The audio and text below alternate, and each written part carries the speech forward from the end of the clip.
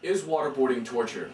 According to the Geneva Conventions, Article 3, combatants and non-combatants are to be treated humanely, including prohibition of outrages upon personal dignity and humiliating and degrading treatment. In the fall of 2007, President George W. Bush's Attorney General Michael Mukasey, during his confirmation hearings, refused to say whether or not waterboarding is torture. Attorney General Mukasey, you've said you'd consider waterboarding torture if it was done to you, yet you still refuse to say outright that it is torture. If I say it is, I would have to prosecute the president. Why are you talking like that? I am running out the clock till 2009.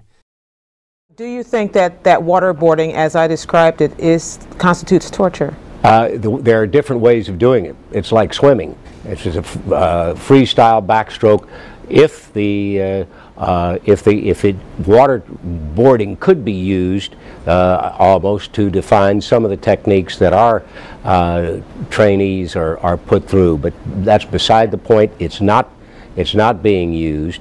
There are some who say that in extreme circumstances, if there is threat of an imminent major attack on the United States, it might be used. But I certainly would not favor it in any circumstance. So, is waterboarding torture? Only a demonstration will put this question to rest. Hi, my name is Jonathan, and this is waterboarding.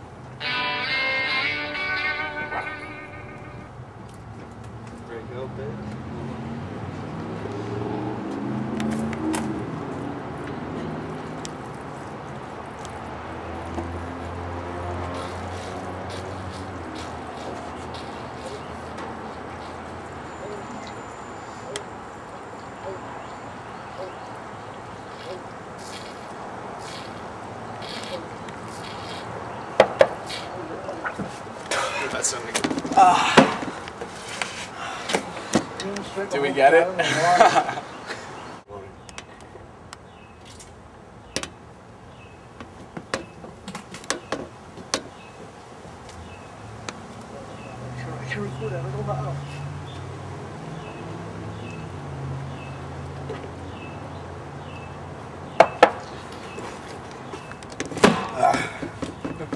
Damn. Yeah, that shit feels like... This is waterboarding. Close your eyes, you.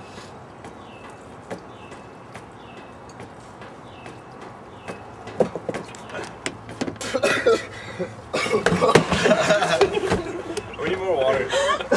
We're running low.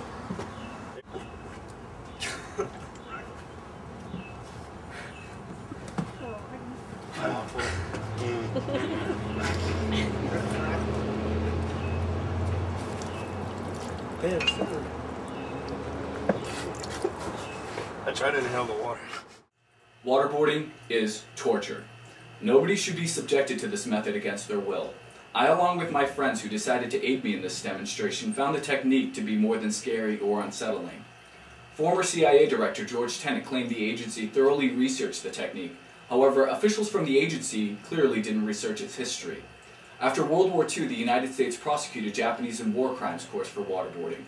The SEER program itself was created to give American soldiers and pilots a glimpse at the torture methods used during the Korean War by communists.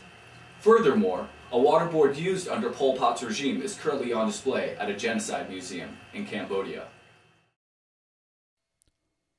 According to a Justice Department memo released in 2005, CIA interrogators used waterboarding on Khalid Sheikh Mohammed 183 times, and 83 times on Abu Zubaydah. The same memo revealed that waterboarding was used more frequently and with a greater volume of water than CIA rules permitted. Abu Zubaydah withstood the technique for 35 seconds before agreeing to tell everything he knew, while Khalid Sheikh Mohammed lasted 2.5 minutes before his confession, a feat which won the admiration of his interrogators. Abu Zubaydah and Khalid Sheikh Mohammed, both high-ranking members of Al-Qaeda, were subjected to questionable interrogation methods. However, several innocent people were subjected to the CIA's extraordinary rendition program. A 2005 New Yorker article by Jane Mayer described how rendition was only carried out on a limited basis, However, President Bush's declaration of a global war on terror caused the program to expand beyond recognition. At first, the program was aimed for a small set of suspects, but then the program came to include an ill-defined population of illegal enemy combatants.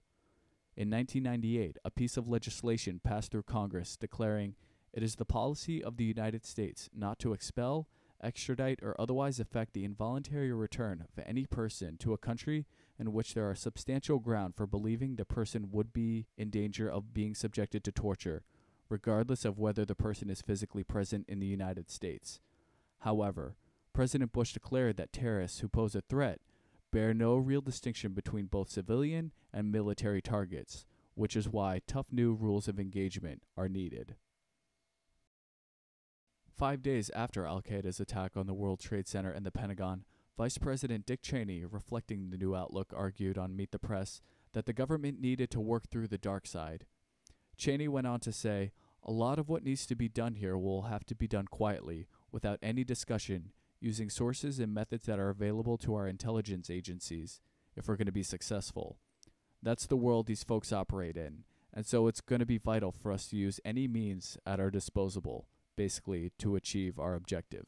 According to Mayer's article, suspects with alleged ties to terrorism have been rendered by American masked agents, put on a Gulfstream 5 jet, and taken to nations such as Morocco, Syria, Egypt, and Jordan, all cited by the State Department for known human rights violations with regard to torturing suspects. The Gulfstream jets are usually registered to various dummy corporations in the United States, such as Bayard Foreign Marketing of Portland, Oregon. To justify sending detainees to these countries, the Bush administration relied on a very fine reading of an imprecise clause in the United Nations Convention Against Torture, which the United States ratified in 1994, requiring substantial grounds for believing that a detainee will be tortured abroad. Martin Lederman, a lawyer who left the Justice Department's Office of Legal Counsel in 2002 after 8 years, says, "The convention only applies when you know a suspect is more likely than not to be tortured. But what if you kind of know? That's not enough. So there are ways to get around it." After 9/11, Assistant Attorney General John C. Yoo, as well as other officials in the administration, advised President Bush that he did not have to comply with the Geneva Conventions in handling detainees in the War on Terror. Detainees were classified not as prisoners of war, nor civilians, but as illegal enemy combatants, a term used to classify not only al-Qaeda members but also Taliban, because legal advisors to the president regarded Afghanistan as a failed state, thus creating a third category outside the Geneva Convention.